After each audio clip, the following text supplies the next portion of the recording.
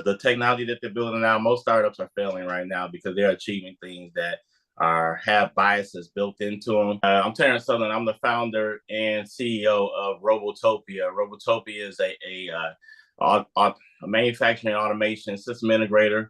We provide systems for the consumer packaging good and logistics and welding industries. We also complement our company with a workforce development program so that we can help individuals upskill for the future, advanced jobs of the future. So yeah, that's kind of what we do. And and then I'm also the host of the Blurred Out Movement, which is the podcast that tells the stories of our innovators in the community and kind of just giving a front seat and an uplift to many of the people who are doing great things out in the world that we don't hear about. Diversified Game. Learn how to start, run, and sustain your business. Hey, it's Kellen, and today on Diversified Game, you heard it right in that intro. We're talking robots today, and we're talking not to one, but someone who creates them. So while you guys worry and tell me, Kellen, but AI is going to do this, and you keep talking about AGI and ASI, man, I'm even talking about humanoid robots. I'm ready. So I got the person who's going to give us the game to hopefully not just not scare you about the future, but also let you know how you or even your children might be able to get in this game, because before he leaves, he's been in over 25 years. Before he leaves, he wants somebody to replace him in his seat, and he doesn't want it to be a robot that just looks like him. Terrence, welcome to the show. How you doing? Thank you. I appreciate it. I'm doing really well. Cool. Now, Terrence, I'm just going to cut into it because the mothers are listening right now and the fathers too, saying, well, how did he get it? I'm going to tell you how he got it, y'all. A teacher sewed something into his life that has stuck with him. That's how he got it. And then at Tennessee State, which I still believe is a HBCU. I know others might be there, just like in Grambling, when me and my wife were there were others there. But then you did your GM, internship. 25 years in the game. It's one thing to get in the game. You have to be great to stay in the game, especially at a high level. What was the secret sauce? Man, the secret sauce was having the right people around me as I went along. If I was to get astray and get distracted by things that weren't going to serve me well, I don't think I'd be here right now. And truth be told, all of those things happened, growing up in the city of Detroit. And, there was several things around me that could have distracted me. As I ended my high school years, the one thing I remember was the voice of my teacher, Miss Mayer, who said, "You'll be a great engineer." So as I'm trying to figure out what do you do next, that was what I selected. And, what I realized today is that when I began helping myself, other people started helping me. And that was the secret sauce. But outside of that, I've always kind of compared my energy to Michael Jordan, right? Somebody who just wouldn't let you beat him, right? Like it was going to be the best on every level, no matter what was going on, whatever it was, it was going to give me my all. And so I think my confidence is probably what got me here, and the people who surrounded me with the support that I needed. Now, I was mentioning humanoid robots because many times when people think robots and the ones, if you're talking about welding, I'd assume that they're the big, heavy machinery, automated. But everybody, at least in my circle, wants to know, what are your thoughts on the humanoid robots? Will we see them in the next year, 5 years? And are you a fan of those? Well, I'll start with the back end of that. I'm not the biggest fan of it right now because I understand the biases that go into it, making it intelligent enough to make decisions and the information that they're going to use. From a mechanical sense, I think it's really cool. I think it's been a long time coming. I'm not going to be the person to say it'll never happen because, that's what I thought as a child with the Jetsons. And now I know for a fact that we have flying cars and food that can be cooked through the internet and a robot vacuum cleaner. So I won't say never. As an engineer, I never say never. But I think we're a little premature. And I think more of what's happening right now, what we're seeing is more around investors and marketers who just get it excited for the money. In my personal opinion, my point of view is I think too much money is going to be spent for it to become a fruitful thing out into the industry. I think you'll probably see it at the conferences. You'll see it at the You'll see it on television. Will we actually see it walking around the facility? I don't think our infrastructure is built well enough for it to be sustainable and ongoing. As many other technologies, it's not always that the technology doesn't work. It's that on the receiving end of it, the infrastructure isn't made for the technology to succeed.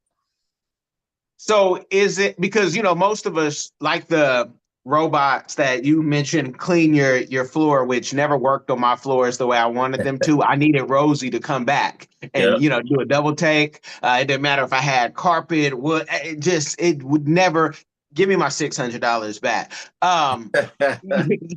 But, is it that it can do it on TikTok, but after you do it for 100 times, it's going to break on you, and the average person's not going to know how to fix it, or it's going to be too costly? Like, give us some more game on that. Are you a successful entrepreneur or one in training?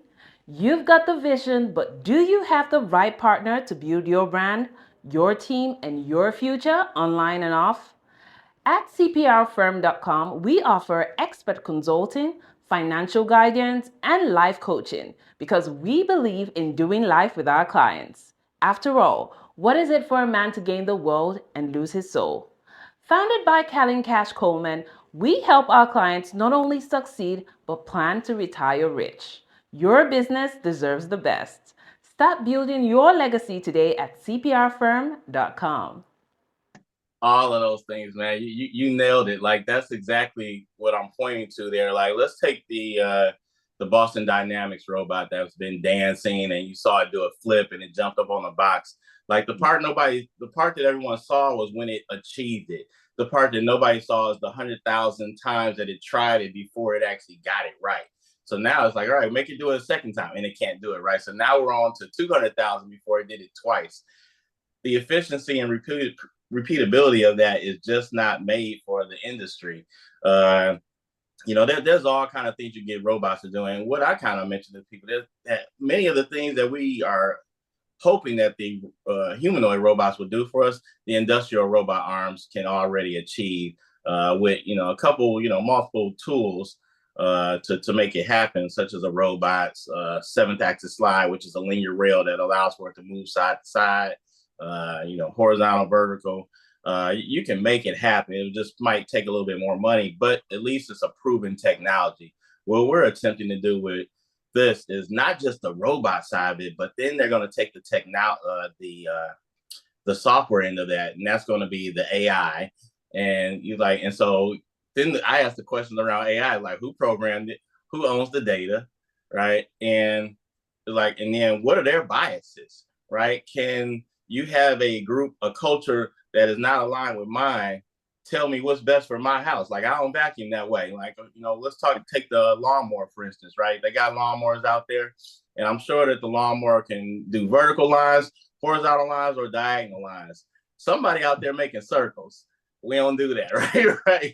You just don't know. So it's like, well, how can I reprogram it? And I say this in every, time I'm talking to somebody.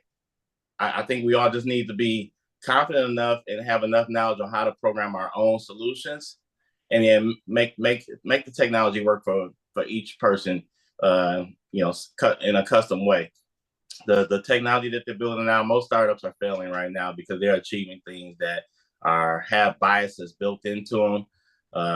And if we allow for these kind of things to happen on this level, they'll begin happening on other levels when it comes to politics, mass incarceration, unemployment. Like, that's what they're talking about. Now, I will say this, when it comes to the unemployment piece and you got the humanoid robot and will it be able to do the work? Like you said, if it spends 8 hours walking over the same floor back and forth all day, and then somebody drops some dust on the floor, it doesn't know that dust or that debris is on the floor. It's going to hit it. It's going to fall. Nobody's going to come pick it up, and they'll just put another robot on the line. But over time, it won't be sustainable.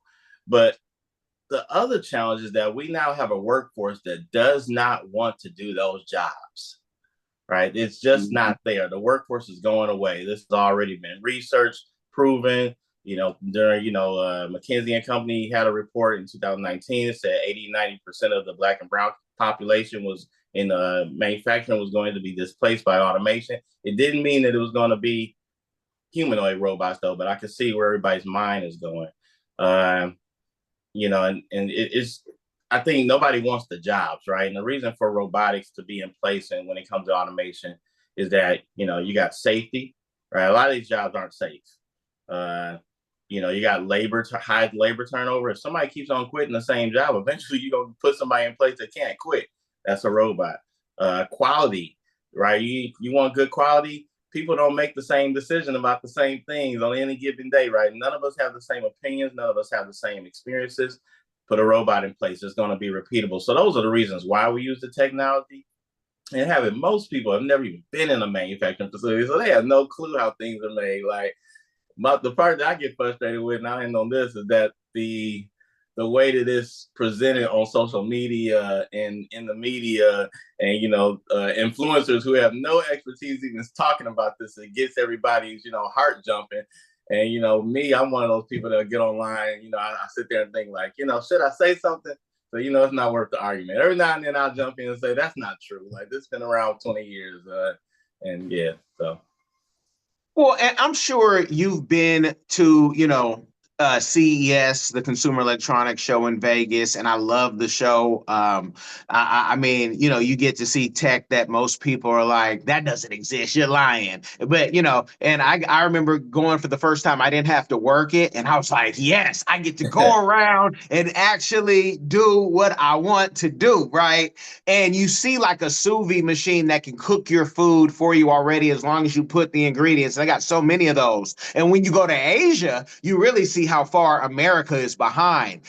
My first trip to Japan last year changed all my toilets. I said, I'm not going to suffer. I don't even suffer in Japan in the gas station. I'm not suffering here. I need the warmer. I need this. I need that. Me and my oldest daughter, we did it all because she's a little more handy than I sometimes. She got more patience. But people really want something that, hey, I don't have to cook for myself. And I tell them go to Africa, right? You can afford a house cleaner. But people also are getting lonelier and lonelier. And I don't know if you saw the movie on Netflix, Subservient, yet with Megan Fox. Watch it. Don't have kids around. But I said, oh yeah, they're definitely gonna do this because they love the blow-up dolls in the 80s. So they're gonna love this type of humanoid robot. That's where we're going because people are getting lonely. You see it on the clubhouses, the social medias that I would assume that you're married or have somebody. That's why you really don't care about commenting, or you got kids, you got something out there that can occupy your time instead of arguing with people. But we need you to get out there more and talk to the people because you know things that we don't know. You know how these things work versus people who just, well, I heard so-and-so said it. It's like so-and-so didn't even graduate high school. Yeah. And so I think to be an engineer, you at least need a bachelor's. But can you talk about what, people's loneliness, do you really think it's going to stop? Like, can we stop it? Should we slow it down like Elon said, but then he does the exact opposite? Man, that's a lot there. Let me, so is it going to stop? I don't think so. I think I don't think so much as people are lonely. I think we have a mental health crisis that has existed for decades and nobody's done anything about it. That's just me. I one of the things I've been looking into over the last year or so is epigenetics, which is kind of the trauma that's built into your DNA, right? And it can exist for 14 generations, right? And I was telling somebody like, we're only 4 generations removed from slavery, so just put that in perspective, right? It's like, whoa. And then, here we are, you got the 80s, and each generation had its own thing that was destructive mentally. And so, in the 90s, 96, we get the internet, right? And I do not believe that the internet was ever meant to do what it has done, to be information to be pushed out and then just everybody just believe it, right? It was the replacement for the Britannicas, right there, the encyclopedias, right? The dictionary, right? You know, if you had a Britannica back in the day, you know, you was doing well, right? You know, like, man, your Balling, got money, balling. right? Hey, they came door to door, y'all, to sell that thing. You you know, was doing it. Yeah. So I think when we get to, you know, now we're at the phase where, you know, I watched a show, Black Mirror, right? And it has some of that kind of thing. Like, and I think like, man, that's a creepy world, right? But, you know, I'm from a different generation. This generation don't see nothing wrong with that. And so, you know, I do think we need to slow technology down. I think we do need to, you know, build a new table and have a reset in this moment, because we've lost ourselves where, you know, somebody actually wants a robot. You know, like, you know, they got, you know, all different type of robots people are talking about. And I mean, on a really, you know, different level, right? You think like, I want a robot to do something for me. But now we got people talking about, they want sex robots. They want prostitution robots. They want robots that can shoot. They want, you know, it's just all over the place right now. And I think all of that goes back to the mental health. Like, who's even thinking of wanting that? And I had an opportunity to be part of something really special some years ago. I was part of the 2017 Robotics and AI Roundtable at the Aspen Institute. Probably one of the most enlightening experiences I've had, you know, where I had a seat at the table and the things that were being discussed. And, you know, and I can share the report with you, but it was just, you know, it was different for me, because taking the technology that I use on a daily basis in manufacturing was then being used for, you know, like humanity. And like, I never, ever was sitting there thinking like, oh, you know, that sensor right there, I can do that to do this, or those RFID tags, and I'm tracking the carts. If I could put them on everybody's badges, I can track where they went. And no kidding, I mentioned that because I actually had a manager at one of my companies ask me to do that. And I'm sitting there looking, I'm like, no way. I'm like, and he was like, so can you like, so the way that these work, Terrence, could I do it for this too? And I can tell if they left the line and went to the bathroom. Yeah, but why would you do that? And just to know that people's minds go there, that's where it points to it. This is a mental health problem, and we do need to slow it down. I agree with Elon in that statement. Hey, you mentioned Black Mirror, season 3, episode 1, Nosedive, where you can't even go to work if you don't have a good rating system. Yeah. You know, and if you think about social media, how somebody, you know, I've had people tell me things about, you know, my personal life. I just want to ask you, and it's like, wait, you're 75. You're from the old school. Did you really just Google me to the degree to find out something that, you know, I'll tell you, but there's certain things that people are just, instead of asking, getting to know people, right? Courting back in the dating days. I'm old and married, so but I still date. Try to date every week. Trying to take her out today, actually. But you know, people are just Googling, and I have heard this from a family member of mine that women don't want to be bothered unless you're on a dating site. So if you're not on a dating site, leave them alone. And I said, huh? I said, you're 34 years old and you thinking like this? I know it's time for me to tira la puerta out of America quickly because things are getting very weird. And again, I can be in an African country. I got flags behind me. I can be in Mexico. Things aren't like this. Wow. But Black Mirror is only the remix of the Twilight Zone. Yep. My kids have watched all the black and white episodes. You see people changing their bodies back in there. So it's like there's the think tanks are thinking about these things before you and I are even born. What have you been in any of those meetings of those type where, you know, they're saying, hey, this is about to get real funky? We're going to tell you, you know, have you seen anything outside of the CESs going deeper? Because I hear in Asia, the CES is even a better CES than it is in Vegas. Hello, everyone. Come along with London and Sydney as they show you around the vibrant country of Cameroon. Explore the heart of Africa through the eyes of London and Sydney. Two explorers who journey across the great city of Yaoundé, exploring its rich culture, vibrant market squares, cultural heritage, and wildlife. With giggles and excitement, London and Sydney Explore Cameroon takes you on a fun-filled adventure. providing insight into the country's culture and traditions through the pages of this book. It's packed with exciting stories and super cool facts about Cameroon that will make you go, wow.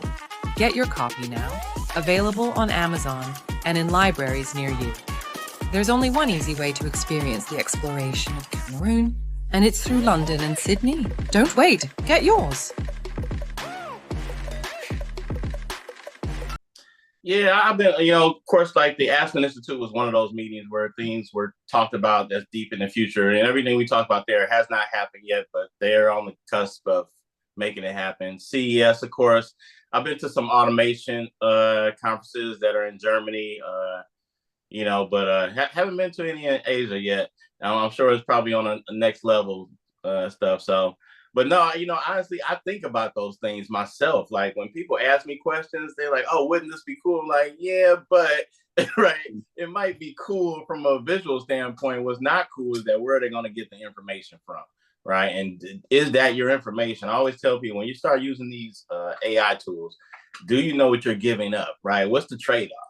Right, you get to play with this tool that puts the women in wedding dresses, and it becomes headshots. And now you've given them your face. Did you give them permission to use your face for anything out there? And there's no getting it back. Nobody's thinking about that part of it. So I'm one of those people who's thinking about what do they want it for? How are they going to use it before I give it up?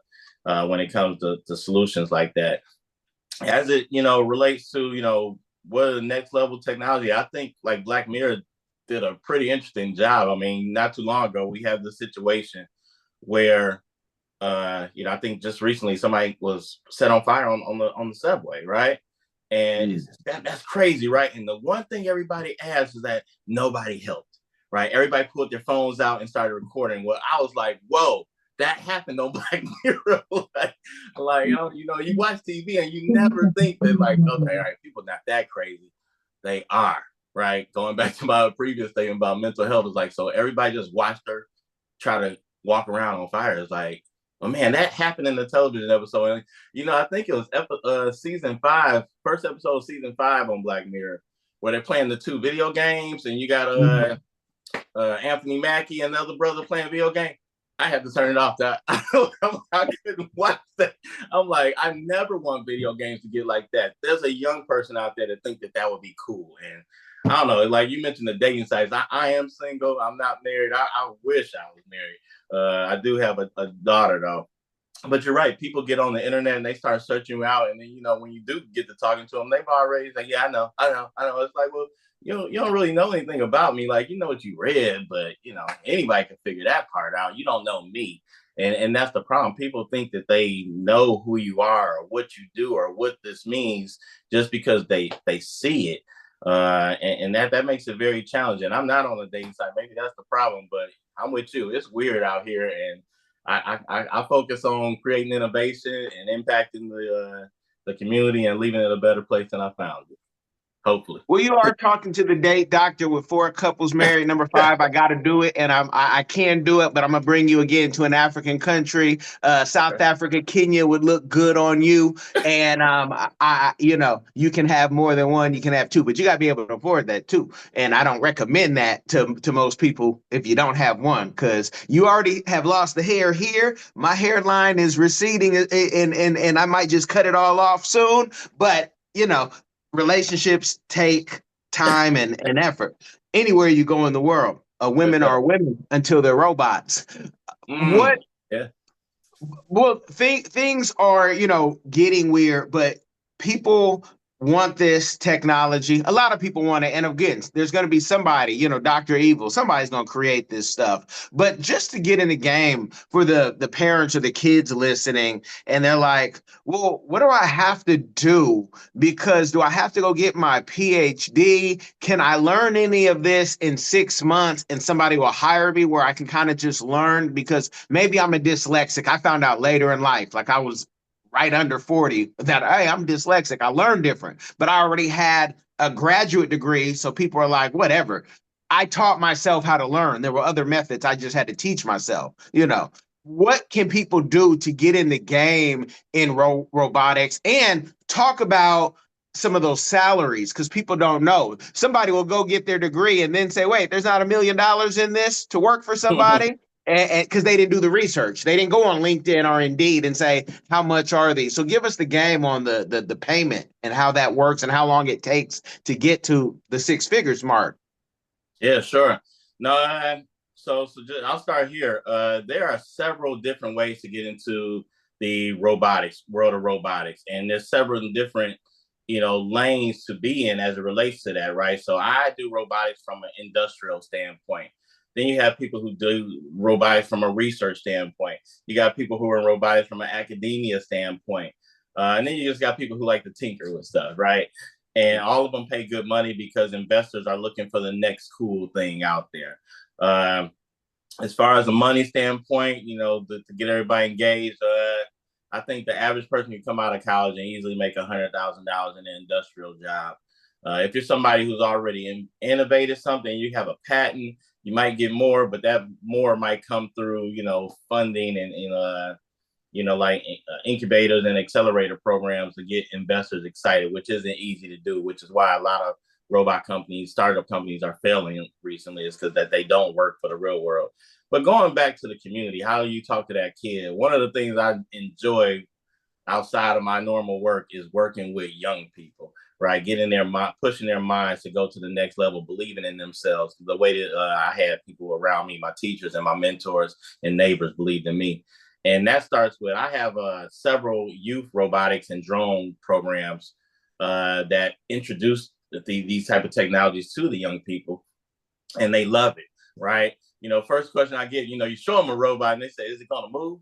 They're like, well, you can make it move. Like, it's not going to move on its own, right? And they're like, yeah, but it's going to keep moving. I was like, as long as you program it. So with those kind of programs with the youth, you find out who's a good builder, you find out who's a good programmer, and then you find out who's a good thinker. And you put them all together, because nobody does it all well. Like, not even myself, as long as I've been doing this. Like, I'm not your mechanical person. I can think of a good mechanical thing, but if you got me contouring holes and doing all kind of funky stuff with mechanics, that's not my gift. My gift is in the program and the visualization of the innovation. But for young people, that is what my program does. We have to, kind of find out where is their gift, and then kind of just push that gift to the finish line through my middle school or high school programs. And I think what some of that could look like is, getting involved in great STEM programs. Now, I will say there's a lot of STEM programs out there, but I am one of those people who is against the whole idea of the blind leading the blind. And because it does a disservice to our young people, right? Kids come to my program because I'm a robotics engineer. I do it in real life. I can get you all the way to the job, as I've done for many people already. I hate it when somebody who's just doing it for fun, they say, well, now what, right? What about that kid that wants to go to the next level and it just falls short? And I don't want that. So you got different programs. You have like workforce development, pre-apprenticeships programs that can help high schooler build the foundational components of what they want to do next when it comes to robotics. So my company, Robotopia, we have those programs where you can get your robotic fundamentals certification, which is more of a pre-apprentice program. It's more fundamentals. You can get your drone certification at the age of 16 and start making money right there. And a drone certification is more like a driver's license. You get your pilot license to fly a drone, and at the age of 16, and you're good, right? You can take that into those careers. And then going fast forward, so then, do you need a degree to actually get into robotics? No. Not today. I don't think the degree has proven anything, because, again, right, going back to the statement about the blind leading the blind, most of your college professors have never done the things that they teach. That's just a fact, right? So how are they going to take you somewhere that they've never been, right? We only have a few of them that have good partnerships with corporations. And I think that maybe some of the challenge with the workforce is that we've done a disservice. The people who work in the industry, we haven't been forthcoming and engaged with the community to teach what kind of things are going on behind closed doors. Is why I do what I do in the community. That I want somebody to come take my seat. Now, the money, if you don't have a degree, I think you can still make $100,000 as a programmer, a simulator, a designer, you name it. And I mean, and then you can get into, the several hundreds of thousands of dollars, maybe even millions if you start your own company like I've done. So there's various ways to get out there. But the easiest way, become a robot technician. Like, companies want to put more automation into their building, But then where are they going to find the programmer? Where are they going to find the technician to fix things? Where are they going to find the software designer? These people don't exist, which is why Robotopia, we not only develop the solutions, but we're also trying to build the workforce to maintain the solutions. So if they don't need college, what do they need to know? Is it C++? Is it Java? Is it Python? What, would you say for that person who's trying to fast track it? Do they need to go right now and, study for the next 3 to 6 months that they could say, hold on, I got this, I'm ready. Wow, maybe I can go back to school if I want to, or go to school if I want to. But what are those, skills that they need to be taken serious to get a yes at a job interview? Yeah, I think the yes at the job interview has more to do with about how you think, which is where I equate engineering to. It's a competition of the mind, right? Can you think through a process, problem solve in your head, and come out with a solution? Some of the software, technology skills that someone might need. Of course, if you're doing robots, you want to be able to program a FANUC, an ABB, a KUKA, your Scour robot, the universal robots. You want to be able to do those type of programs. And going outside that, can you do Python, which is definitely, kind of grown over the years, C++, C#, Java. Some of those things, some of those software programs are definitely capable. But then you also have those who, like I said, robot design. Can you do AutoCAD, SolidWorks, Inventor, all those 3-dimensional? Can you simulate using Delmia, RoboDK, and other simulation tools, visual components? So there's all different. It's a whole playground of technology. And going back to, again, but who are you going to get it from? There are community colleges out there. There's programs like Robotopia that can kind of guide you into the right direction. Because in the last part that we haven't discussed is how do you get the job, right? I put a lot of focus and attention to the underserved communities and the minority communities. But my programs are for everybody. Unfortunately, I don't get as many minorities as one might think. I really don't. I don't not have Black and brown people beating my door down to be part of my programs. And that's okay, right? It's for everybody. Nevertheless, we have to build a workforce that's going to be able to sustain this. And, the colleges do a good job of teaching these software skills. What they don't do a good job of explaining how it will be used in the industry. I'll give you a story. I had a young man, I think that was 2020. He comes to me, he's interviewing for the job, and I loved his energy. But he said, "Oh, I did robotics in college. I did this, and I had this teacher. He did this." And I said, "Who's your teacher?" I said, "I've never heard of him." Right? So, he's like, "Oh yeah, he used to do this, And I'm like, "Okay, all right." And I looked him up. I'm like, if that's what got you excited and got you here, great. But what companies are looking for is somebody who has those skill sets and knows what they're doing on the first day. I don't have room to train you. I don't have funding to train you. And now you want me to pay you $100,000 and you know nothing. And so I told him, I said, you know what? I like you, but I need you to listen to me. And you're going to have to forget everything that man taught you. Just forget it, throw it out the window. And your work ethic is what's going to get you beyond the next step. And if you can do that part, then we'll be fine. I'll tell you what you need to do. And so we get started.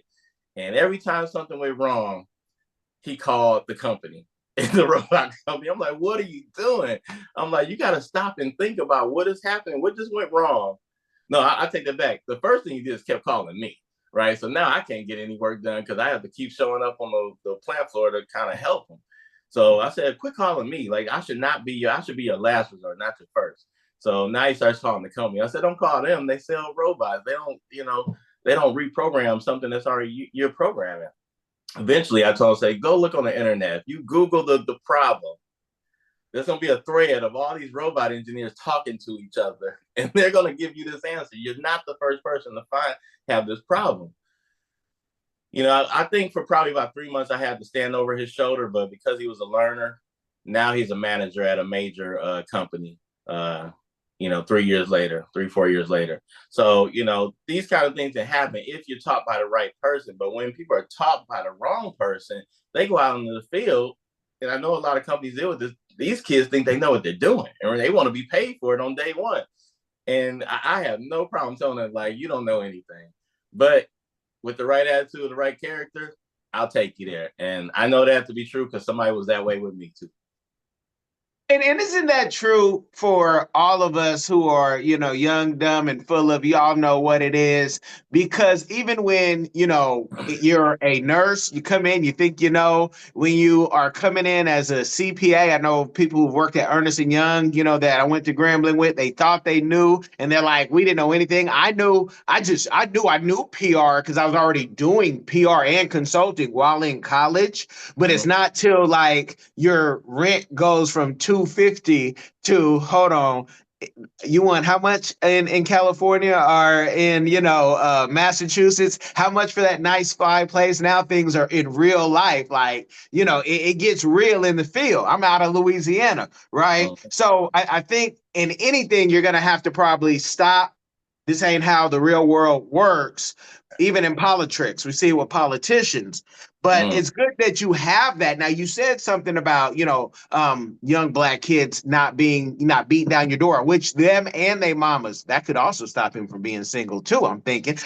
They mamas should be beating down your door because you can get them from not being killed, or, going to, desperate measures, even if it's the U.S. military, which, we'll probably see some action in these next 4 years, given who's in charge. What is that, a marketing issue, or is that our appetite for, we don't want to learn and we rather know what's happening on TikTok? Because if you had a chain, a Lambo, you were flying private saying, hey, y'all, it's me, Terrence. I'm with Myron. I don't want to be messy, but I'm going to teach you how to be rich. But is it a marketing thing, or do you just not want to go that low in the field and tell people, I can't show you how to be rich. I can show you how to get informed and have a skill. But, I just think that because even our business, it's the same thing. It's like, y'all need us. We'll be okay. We got enough clients. Y'all need us. And we all need each other. So give us the game on how you market to our community, because there are government contracts out there, federal and local, that are looking for you. And again, maybe you do that. Maybe you don't want to go through the hassle of that, because it ain't like you just go there and say, hey, I'm here, and they give you a contract. You got to jump and dance through hoops and tap dance. So give us the game on all that I just said, please. Yeah, definitely. No, it is a marketing thing because that's not my gift, and but we do go after government contracts. We just recently started doing that and kind of going, like you said, you don't just jump in and apply for one and you think you're just gonna get the money. Like, it takes work, it takes some finesse, and it takes some phone calls and networking. And we're 2025 gonna be the year. But as it relates to them showing up, I mean, I think it's a little bit of the marketing, and I also believe it's the influence of what they see on a regular basis and what is perceived to be cool, right? What is perceived to be money, right? Somebody could wear $2,000 on their car and their clothes and have zero in the bank, right? For somebody who just only has $200 in their clothes and has $2 million in the bank, and most of our kids wouldn't know the difference, and that's unfortunate. But you spoke to something that kind of made me think about the reason I started the Blurred Out movement. And that honestly began because I was struggling to get Black kids to enjoy what we were doing in robotics. And so when I first started my nonprofit, Illuminate STEM, no, I'm sorry, I didn't even have Illuminate STEM then. But prior to that, I used to get hard. I was hard on myself because I'd have 100 kids and only one of them wanted to be a robot engineer. And I was frustrated. Right. My mentor was like, if you just got one, you've done more than most people have ever done, Terrence. Fast forward, that young kid is a robot engineer today, and we're still very close. And I've helped him get to the next level, and he's making way more money than I was making at 28. And so with that said, I used to think, the Blurred Out movement happened. And I think there was a situation where there was a young girl who was in a STEM program. I believe it may have been in Maryland, Baltimore area or something. She went to a STEM school and she was being bullied, so she committed suicide, unfortunately. And a really sad story. And me and my business partner and friend, an attorney, we were talking about it. And I said, man, that's crazy. Like, why do we not value intelligence in our community? Like, why are all these ignorant things so inviting? And it used to just really bother me. So I think that, now we're coming up with a better way to market, but we also need to infuse culture into it. And that's what formed the blurred out movement. That how do we bring our intelligent people to the front of the table, right? I don't think I must not be doing something right if somebody says, I don't know who Terrence Southern is. I'm like, well, he's only been doing robotics since 1999. Like, why do you not know who this brother is? Right? We had other people on the Blurred Out podcast that even I didn't know. And, you hear about these scientists. I mean, we've had an astrophysicist. We had, the Bill Nye of hip hop, hip hop scientists. We've had, oil apparel, which is, had a new innovation that's blowing up right now, oil apparel, femtech apparel.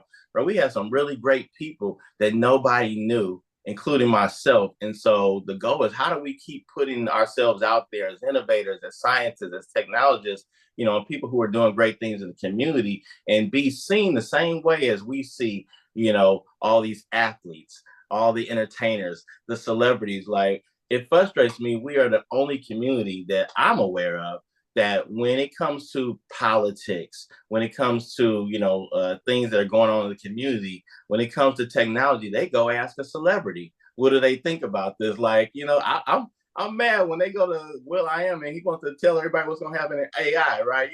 I love the brother and what he does. I think it's great, but no, like, you can't listen. No, that's not okay, right? Roland Martin doesn't get to tell everybody what's going to be going on, right? Why not ask these people who have done the work or are qualified to speak to this in a way that's going to make sense to the community that needs to know it? And that's why I do what I do in the community, because now young people and adults even they can see me, right? I'm real. They can shake my hand, they can take pictures with me. Like, I'm not going to spin them off because, they didn't pay money for it. And I've had those situations. I've had a kid write me a letter, who was in the fourth grade at the time, says, I want to be a robot engineer like Terrence Southern. I got to meet him in person, right? He couldn't have did that just for anybody. Like, I never wrote Michael Jordan a letter, but I would have sure liked to know that. I mean, so it just makes it real. And believe it or not, people in the STEM field, STEM professionals, are going to make more money than these athletes and celebrities over the term of period, because their lifespan and, when they're on the high, it is very short, but we can't see it that way because of the way they're marketed. So again, I got to do better with the marketing. I got to get right marketing person on my team, but we also have to infuse the culture. And when we do what I don't want to happen is, let's say we do a conference or something, right?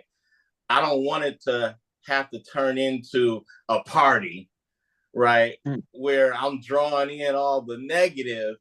I like to have something very culturally fit that draws in the same excitement that CES does.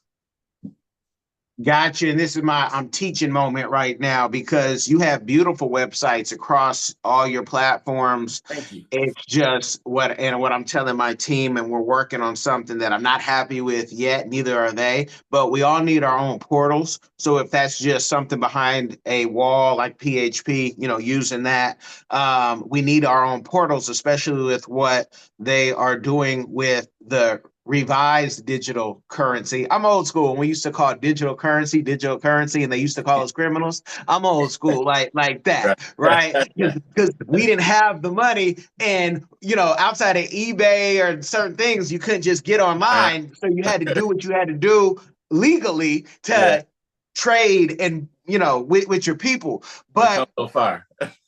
yeah. But to have that portal, so when one person goes to one thing, and you need to add your own TerrenceSouthern.com if you haven't also, because you need to own your name before someone else does. But have a portal where they can go into your portal, and then when they go into someone else's portal, they can get paid that digital currency, and you can get paid, and it's like, hey, it's like a new pyramid scheme, but it's in the digital world, and you're actually getting something, and you're hearing what people have to say, because there's great information on YouTube, but the best information is still in some of these old school books, and these books are going digital as well. But that's my teachable moment, to have all your stuff together where people can find you, because people are lazy right now. They're, and they almost are waiting for the Neuralink, which is a whole nother conversation. When that comes Yes, in, sir. Yes, sir. just hook me up, you know. That's that Black Mirror stuff again. Yeah, yeah, for real. It But, you is. know, I think when we talk about robots, and the scary part, when I think a lot of us are going to be like, yeah, I'm on that robot game. My robot just jacked the bank and told them to ship that digital currency and send it to my cold wallet. See, when it becomes like a crime and sexy like that, something about America, or somebody is dating their robot for real and it look like whatever their fantasy is, like that's when folks are gonna get like, let me jumpstart your robot real quick. She talking back? Like that's when certain communities in America, very low vibrational, are going to say that's cool now because it can do something. And I guess it's something in America because this country was stolen by many people, that we just like that crime and that that hustle of the underworld. I don't know if we're going to be able to stop that because it's too easy to do right now. Think if you're in the bank and a drone had a firearm and said, give me all you got, in your digital currency. And then that drone has some type of acid. I ain't going to say what kind because I'm thinking of one. But if you didn't finish chemistry, I don't want to help you with this. And it just blow up, after, and now, hey, it's untraceable. It blew up like Banksy's painting, right? So that's the stuff that I think that's when it's going to get sexy for the masses. And you and I, we might be in an African country by then, I'm looking forward to it. Yeah, you're right. Yeah, people like sexy things like that. I mean, hacking isn't a new thing, right? People were hacking before we had computers. And I was watching this show where they were showing these brothers who were these guys, I think they were making rotary telephone dialing noises with their mouth to break into systems over the phone. Mind blowing. I'm sitting there like, right, trying to figure out. Oh, I couldn't do it perfect enough to like really do that. Like that's some skill. And then once you figure it out, right, and somebody find out that you're capable of this kind of stuff, everybody gonna be at your door like, yo, can you, get that? Like I can just pull out of money. Like your money is protected by insurance. Don't you worry about it. And it's wild that people get away with that. And believe it or not, most of our black market industries are still more profitable than any of our, the industries, above ground. So, and that's what it is. Yeah, and you said that there are people, and you guys can find this on YouTube if you have time. There are people who have hacked the phone system from way back in the day. There are people who they knew when you push 7. I remember the party lines and the different things. And there's different. I don't want to say too much because somebody will try to study that more than what we're saying of going to get right. education. I used to I used to distract somebody, I'm going back to like middle school. I think if you used to hit like 961 or something, I know it was in a diagonal number that you hang it up, like you say, please hang up, and then you hang up the phone into a ring. You can run away and somebody goes to answer. Now you distracted somebody. Like people did that for real. Like I did it for fun. Somebody else did that to commit crime, right? So there's all different kind of things. And like you said, yes, now that we have this technology, once somebody masters it, they're going to figure out a way to use it to their gain and then move to another country and never be seen again because they'll have enough. And that's unfortunate. I'm hoping that I can influence others to use it in a positive way that's going to build the community up and make our lives easier so we can have our own industry, so we can have our own businesses, so we can have our own money, right? I'm always for, how can we do it on our own and stop relying on those who feed us and then hold us hostage mentally. Amen. And if y'all are listening, because I can hear the audience sometimes, if y'all are trying to be the next Kevin Mitnick and do it in the worst ways, and you don't have the full game that he had, like you can, if you are a hacker, you can, be a white hat. I like to flip it, or black hat. Everything ain't black ain't negative in my world. So if you have all that information, think about all the good you could do, and you can still make money, and you can keep it without looking over your shoulder, because you don't have to worry about the NSA, the CIA, or anybody else coming to your door, knocking, talking about, hey, you broke into Fort Knox. Yes, you did it, but now there's a price to pay. You had mentioned your nonprofit and you mentioned how Blurred Out. Both to me seem to be community givebacks. That's my signature question. I like to know what people's community giveback. Since you already you spilled the beans on all of that. Can you tell us something that you haven't told us or that you're going to do in the future with your community givebacks that you're doing already? Yeah. Let's see. So for Illuminate STEM, that's ILLUMINATE,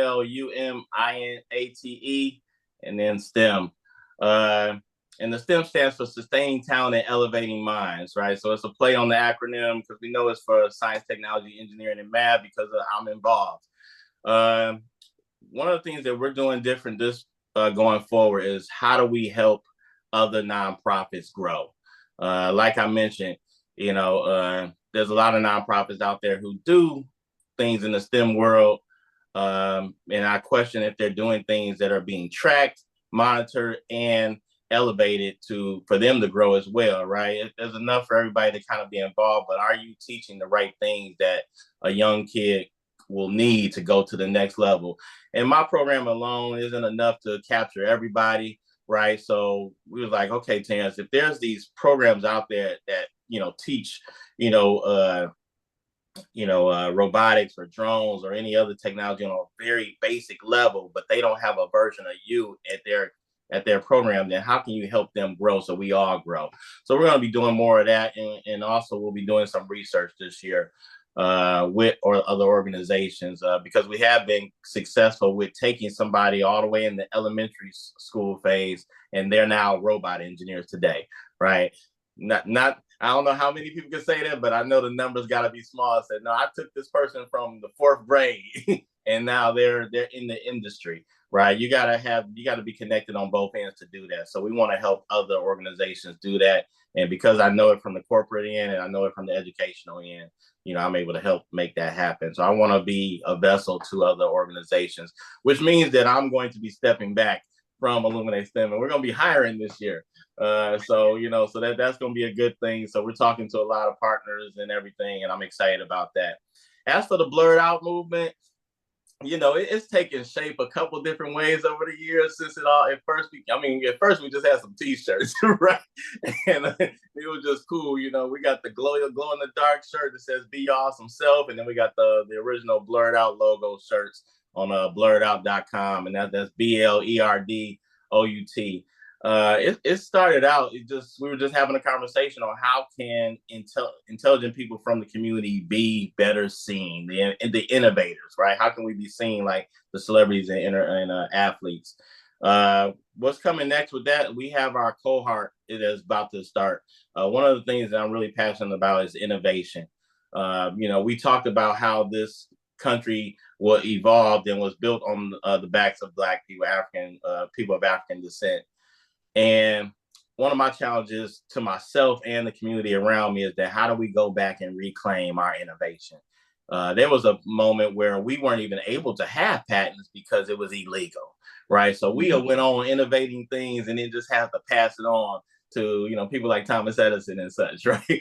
And hey, great things happen from that. GE hires a lot of Black people, but hey, that right there was started by a Black person. So how do we go back and regain some of that? And so I talked to the kids, say, look, we're going to go through all of the innovation that were built by Black people, and what frustrates is that we invented everything and we own nothing. Like, how did that happen, right? Though that's some of the fruitful conversation that grew the whole Blurred Out movement. Is like, it's time to blur it out, right? How do we go back and say, all right, we're gonna make a traffic light, right? And the municipalities and the government can say, well, we never said you guys couldn't make a traffic light. We never said that. We never said we wouldn't put the traffic light in the streets, right? Nobody's here to push a traffic light, right? So that's not on us. That's on you. Fair.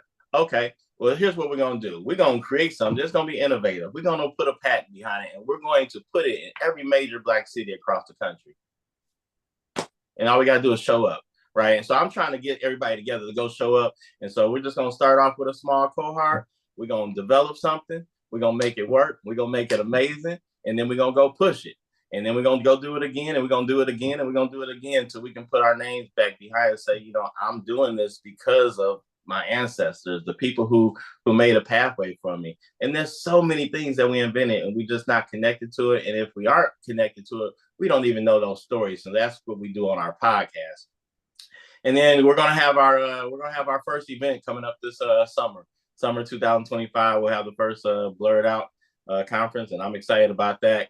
Can't really share what it's gonna turn into, but I can share that everybody I'm connected to, I always bring my people back with me. That means that everyone from the podcast who helped grow it in our first year is going to be invited to the party, because not only do we want people to be able to see them on our podcast and hear them, but we also want people to have an opportunity to kind of come face to face with and say, I heard what you said about the black hole as an astrophysicist, right? I thought that was dope, right? And they're sharing some amazing stories about themselves personally and through technology.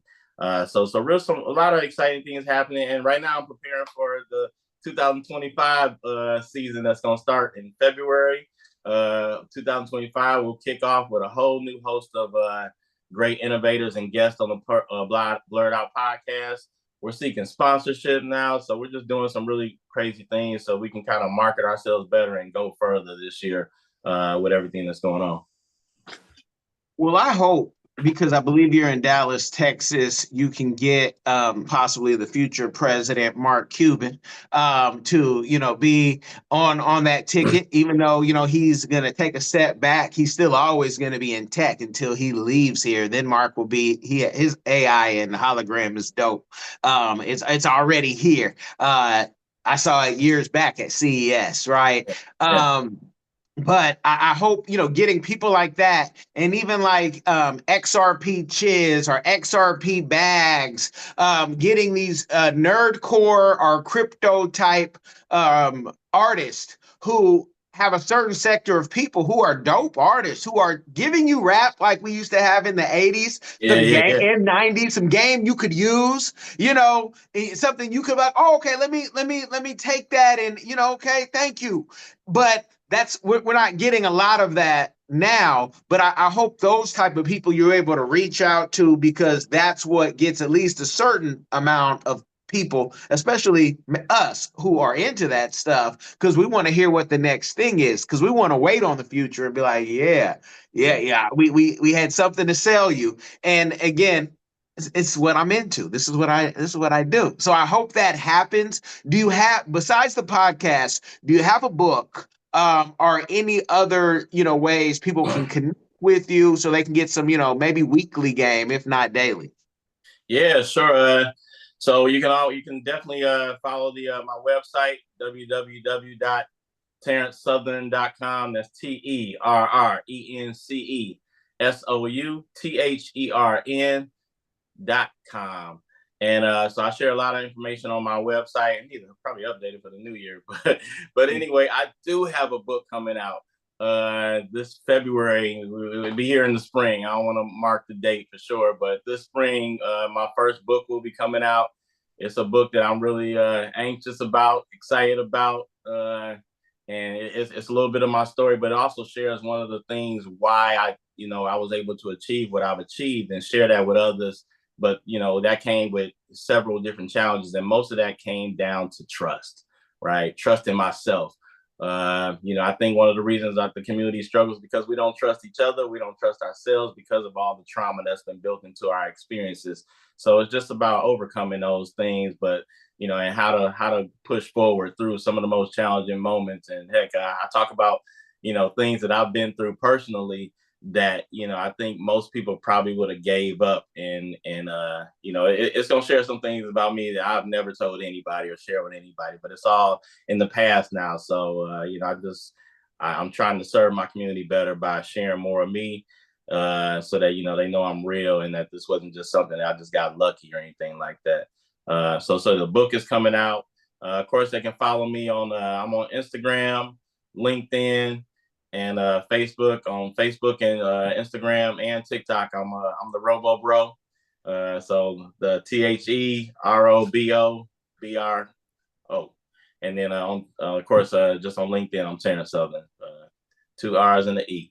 So yeah, now I haven't started pushing out a weekly newsletter yet, but the goal for that, again, back to the whole marketing thing, marketing isn't my thing, right? I'm a tech guy. So, I think when you put a marketing person and a cool tech guy together, they can make all kind of things go wild, right? So that's what I'm looking forward to doing. So, I'm not afraid to work with other people and have partners. I know my strengths, I know my weaknesses, and that's all part of trusting myself. Like, I know I got this, but I don't have this.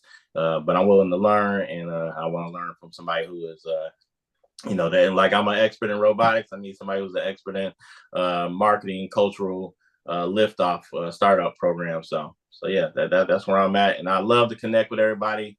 Looking to be more present this year, so I can bring more of the game changers to the table through the Blurred Out movement, through Illuminate STEM, through Robotopia. We're gonna have robot development and and upskilling our community in robotics and drones and cybersecurity. So we're doing a lot of amazing things, and all of that is captured on my personal website, TerrenceSouthern.com. You guys have got the game. And I can go Joe Rogan style. I can go do that, right? But you guys have to understand, because I can do that because I can talk about, when he's talking about his bat, and I could think about, bats mean, ask Ricky Henderson. He needed his Louisville Slugger, one of the greatest, leadoff hitters ever. I'm from Oakland, so I'm totally biased. And I had the Ricky, but the facts are the facts. Y'all look at the data. I could go on how he said, Michael Jordan, and that he never wrote Michael a letter, but Michael would not have wrote you back unless you were at the gambling table. So I could go on and do all of that, but I want you guys to go in the links, look in the description, and after you subscribe to this game, like this game, I want you to go subscribe and like his game as well, because he has some stuff that can really change your life. That's the difference between this podcast and what you were listening to on Clubhouse. This is going to change your life, because if you take the steps and say, oh, I can do it too, it's all good. Also, you guys, after you like, subscribe, the most important part is to share this game with somebody. It will change their life. Remember, this is a family business. It's different. La familia biz es diferente. Y'all be blessed. Are you tired of the violence, tired of the injustice, police brutality, rampant discrimination, lack of gun control in this failed biased socioeconomic experiment called America? Or maybe you need a break from the relentless grind and want to regain control of your destiny, your wealth, your health, and your purpose. DiversifiedGame.com has the right course for you. Prepare for my first trip to Africa. Looking to reconnect with your roots, start a new business, or just a fresh start. Africa, aka the motherland, is waiting. Don't let the Chinese and the Mzungus have the fun and also take over the motherland. From Cairo to Mombasa, from Dakar to Cape Town, Africa has something for everyone, from business opportunities to the most amazing people, safety, leisure, and landscapes. The opportunities abound. It is time for the diaspora to reconnect with their roots. Time to reconnect with the birthplace of humanity. Africa is the last frontier. Get your head in the game and reclaim your legacy. The writing is on the wall. Babylon is falling. Give up the stress, grind, and violence inflicted on our people on this continent, and prepare for a journey of restoration and joy by connecting with the land of your ancestors. Check out our new course and kick off your adventure at diversifiedgame.com.